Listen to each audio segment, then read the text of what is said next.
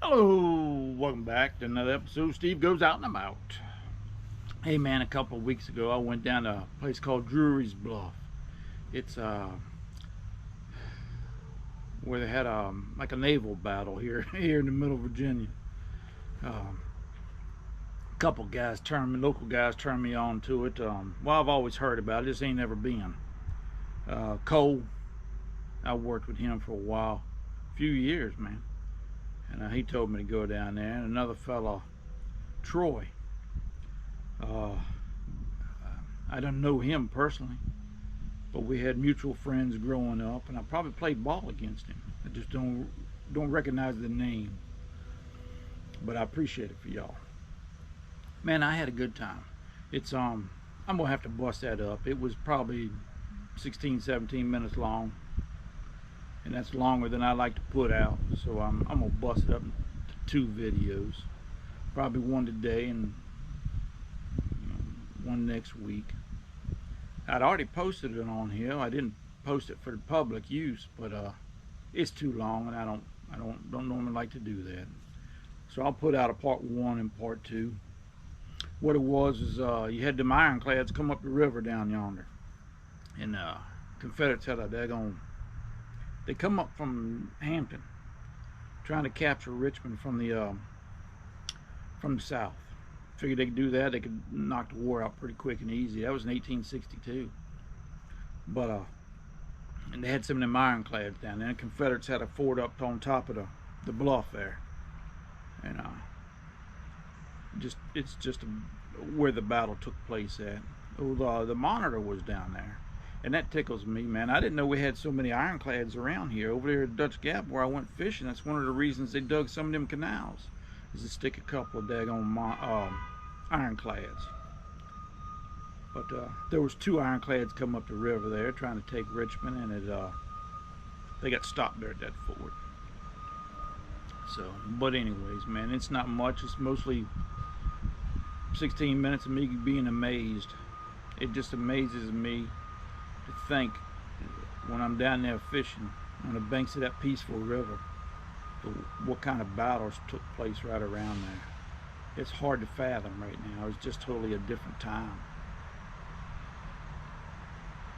But hey, man, if you get interested in it, you want to watch it, it's mainly for to get you excited about going out where you live at and finding something interesting to look at. If you happen to be in central Virginia, just south of Richmond, check it out if you get a chance. It's a few acres, and it's first Medal of Honor winner for Marine was there. Stuff like that. But hey, man, you'll watch if you enjoy it. I hope you do. Kind of give you a little idea of what's going on here, how big an area we're talking here at this little park. It's amazing.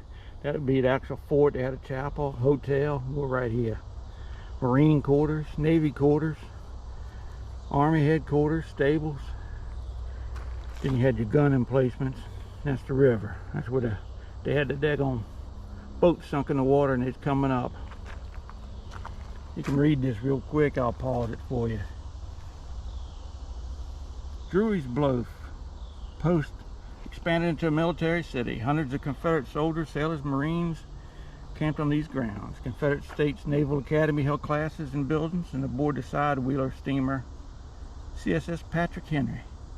Anchored in the James River, a wide variety of supporting structures were built that included barracks, chapel, post office, hotel, and even a Masonic lodge.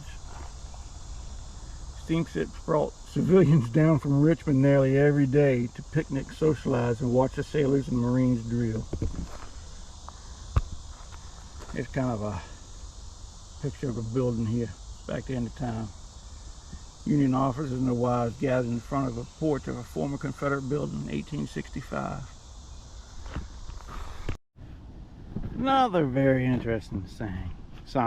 They have a bunch of these interpretive signs up here, probably 50 of them, talking about the battle that took place up here. This here's talking about the USS Monitor, famous ironclad of the Civil War at that time. It says during the Peninsula Campaign in the spring of 1862, a variety of innovative weapons saw action. Nothing captured the public's attention more than the ironclads, in particular the USS Monitor. After its epic duel with CSS Virginia at Hampton Roads on March 6th, the Monitor came here to Drewry's Bluff during the battle on May 15th. It said the Monitor didn't have any difficulty bringing its guns to bear because of its squat turret, but it fired steadily against Fort Drewry. The Confederate cannon, after bouncing off a few ineffective rounds off of the other ironclad, off the Monitor, it turned their focus on the vulnerable USS Galena. And this was the Monitor's last major action. And down here it tells you about the the Monitor went down December 31st, 1862, sunk in an Atlantic gale off the coast of Cape Hatteras, North Carolina. 16 crew members died. And this photograph here of the crew members, you're not going to be able to see too well maybe, but it says some of those might have been involved in it. It says in 75 the wreck became the nation's first marine sanctuary administered by the NOAA. The turret of the warship emerged from the waves in August 2002, raised by NOAA and the United States Navy. It's on display at the USS Monitor Center, the Mariners Museum in Newport News. Fascinating. I've always heard about the Monitor growing up. The Monitor and the Merrimack and stuff like that. And I just always amazed at them metal ships they had. It's fascinating.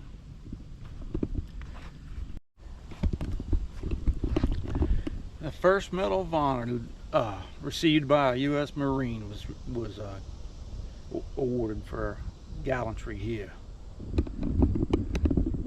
Look at here. Here he is right there. John F. Mackey. In the uniform of a Naval Veterans Organization, the Medal of Honor is displayed second from left in this row of medals right there. How about that?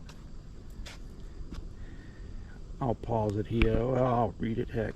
While Confederate artillery repeatedly struck the USS Galena, 3 crewmen performed conspicuous acts of gallantry that would earn them the Medal of Honor. When an artillery shell passed through the Galena, killing and disabling most of the crew, serving her 100-pounder Parrott rifle, Corporal John Mackey, this fellow over here, rallied his Marines, shouting, "Come on, boys, here's a chance for the Marines." After cleaning up the debris and removing the injured, Mackey's team resumed firing the huge cannon until the Galena withdrew. For his courage and leadership, the 27-year-old New Yorker became the first U.S. Marine to receive the Medal of Honor. Ain't that something?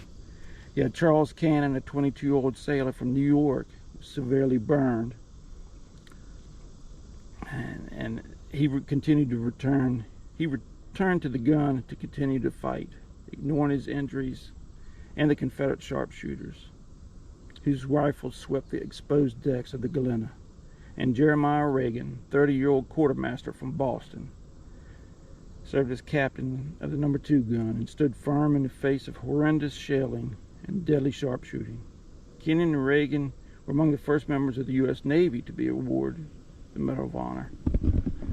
Fascinating stuff, man. I never knew that. Never knew that. You know, I've never been down here before, and it's just fascinating to me. This little sign here tells the whole story about why this place is up here. They were wanting to guard Richmond from the south by the river, and there's the river there, coming up from towards Dutch Gap there. Because you can come up here from, what does it say? I forget what that other sign said. Newport News area, or Norfolk or somewhere. Hampton. You come up here and go right on down to the river down there. Perfect setup because it's an S curve down there. It curves back to the right, so they can catch them coming around that bend, coming right at them. Just amazing. I'll pause it here so y'all can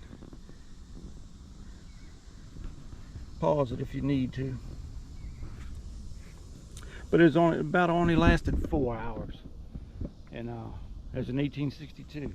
And after that, they never saw action again until right there at the end of the war, 1864. Kind of unusual. Went 2 years in between battles. And Robert E. Lee's brother, Sidney, I think his name was Sidney. He served up in here, in between the battles.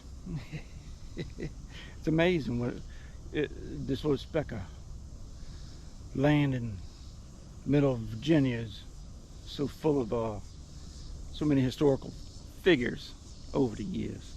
Just amazing to me.